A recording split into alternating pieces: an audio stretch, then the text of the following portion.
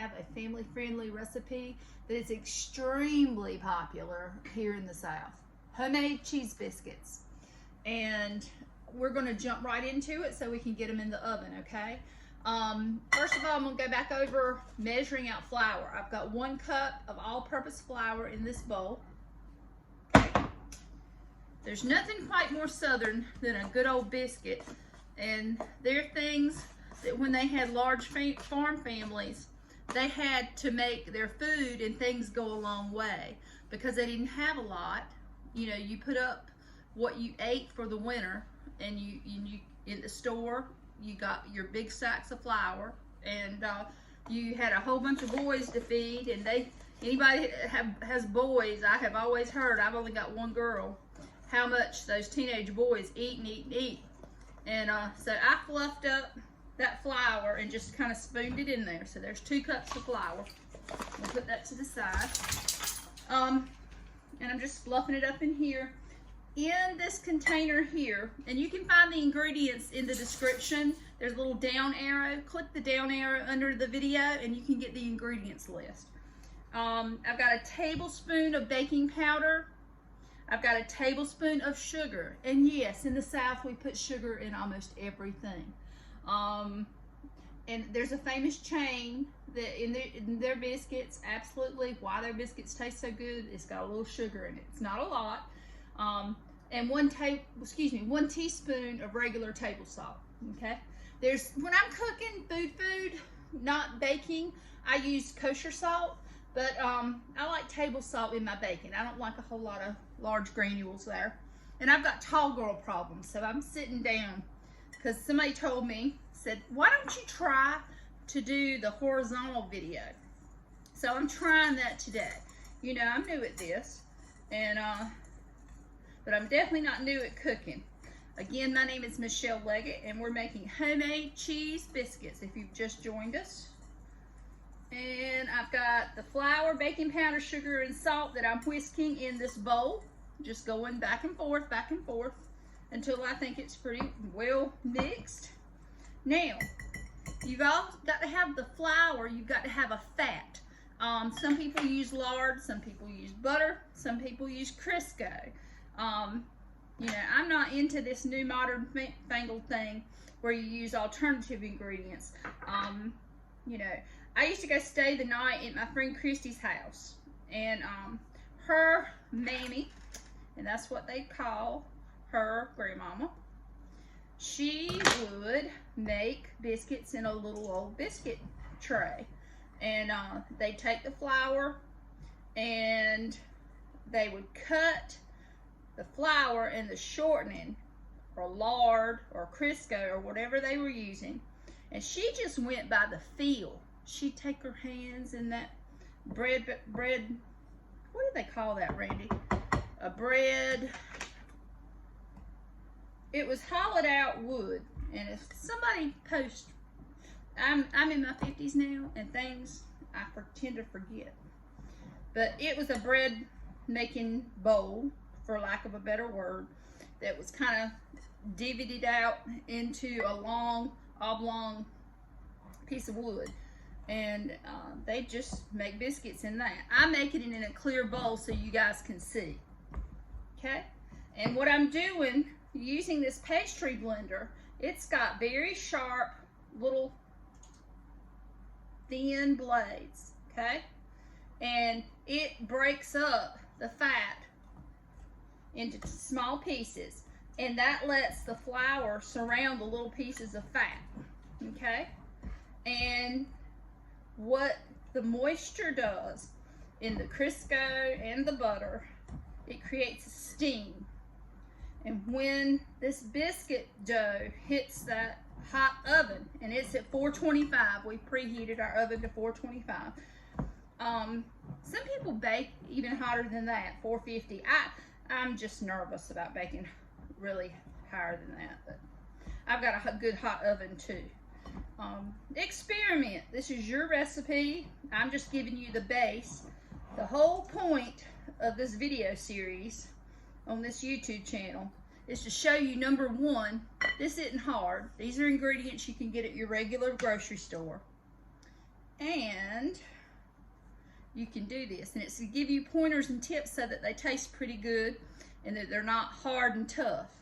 You can mix this biscuit dough before you put any liquid in it, okay? All you want to, because all you got is the dry ingredients and the fat, okay? When you add the liquid, it starts to form that gluten. I'm not gluten-free. I have that gluten-free for people, but I'm not. And the tighter and thicker it gets, the tougher it gets. So this is 1 cup of buttermilk. And if you cook with buttermilk, make sure you shake your buttermilk up really well before you pour it out, okay? If you don't have buttermilk, that's totally fine. You can use regular milk. The ratio is 1 cup of milk. I would use whole milk. I don't drink whole milk, but I bake with whole milk. 1 cup of whole milk to 1 teaspoon of vinegar. And I have done that many a day. When I live out in the country, there is no grocery store nearby. There used to be a little country store, but Mr. Sim and Miss Esther, God bless them, they are not in their store anymore, but they're home. So if they get a chance to watch this, they're dear to our hearts. Hey, Mr. Sim and Miss Esther. Miss Esther's made a mini cheese biscuit for a lot of people. And you go up to the store, get your cup of coffee or a little short Coke, and get you one of Miss Esther's cheese biscuits, and they were mighty fine. So I'm just mixing this. I just put the buttermilk. You can reserve a little buttermilk if you're not sure. Now, do you see the way that's scraping away from the sides? When you know it's scraping away from the sides and coming together, you've got your good little batter there, or dough forming. Okay, and you keep turning it because you're going to have those dry particles still left at the bottom of the bowl. And you don't want to knead and mix this a whole lot before we turn it out on this floured board, okay? So it's come together really well and it's sticking on each other. So it's time to knead it. And what that is going to be is just really folding it in on each other.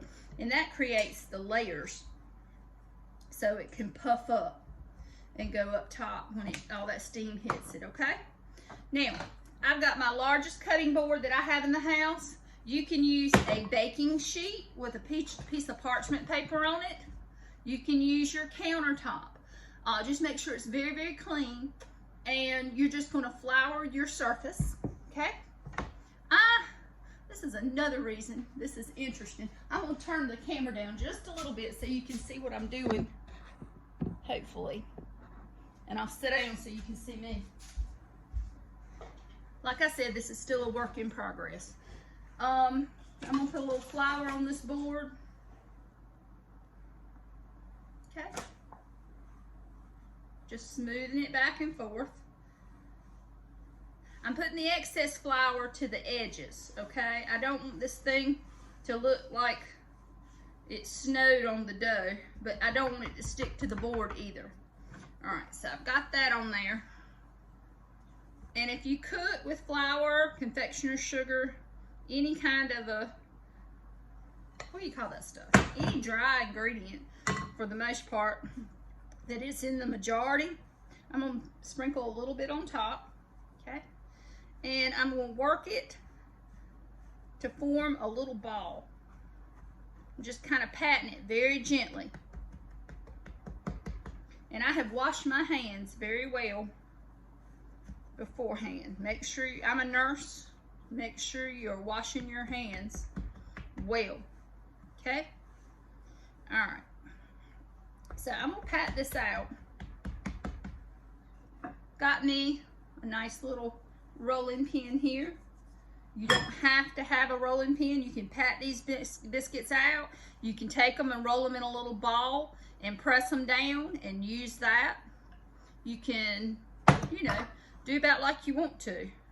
Now, I'm going to fold this over into fourths, add a little bit more flour. And I don't like to handle mine very much because I do not want it to be tough. So we're going to actually cut these out. And I'm going to talk about sizes of biscuits. I have made biscuits for a lot of folks. A lot of popular bridal showers now are brunch. I have made many a little tea-size biscuits that are like the palm, a little small piece of your hand, you know, the little dainty where you stick your pinky out to the side. This is probably a standard size, okay?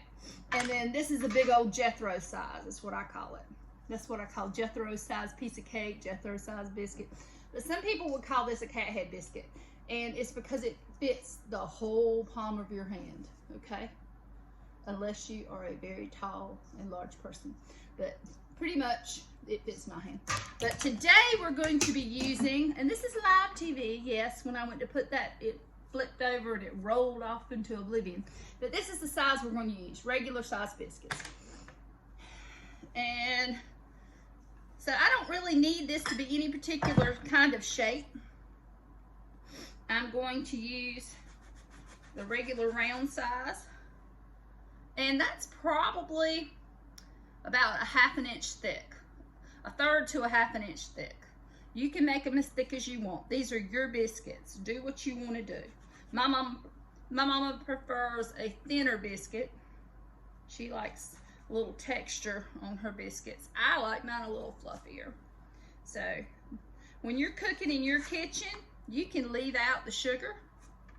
You can leave out the butter if you want to use all Crisco, or you can use lard. You know, this is you just need to use the ratios. So basically it's 2 cups of flour. You do need to use a tablespoon or a heaping tablespoon of baking powder if you like them real up. And you got to have a teaspoon of salt. You could probably go with a 1/2 teaspoon of salt if you're watching your salt intake. And then you've got to have a 1/2 cup of some kind of fat, be it Crisco, butter, lard, whatever you're doing.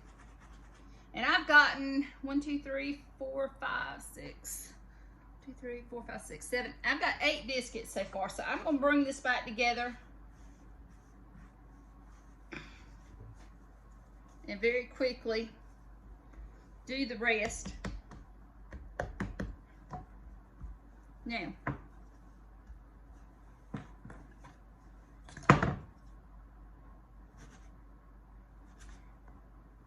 there's 3 more, and I'm pat out the rest of it. So we're going to end up with 12 biscuits. That's a dozen. That's good. So I'm just going to kind of pat this in my hands. And people call fixing biscuits by hand pinching off. Not pinching, pinching. I'm going to pinch off a little biscuit and make it with my hands. So there's been many a grandma that has done exactly that, you know. And that don't look too bad. It's going to be a big hunker downer biscuit day. All right, I'm going to put this in a 425 oven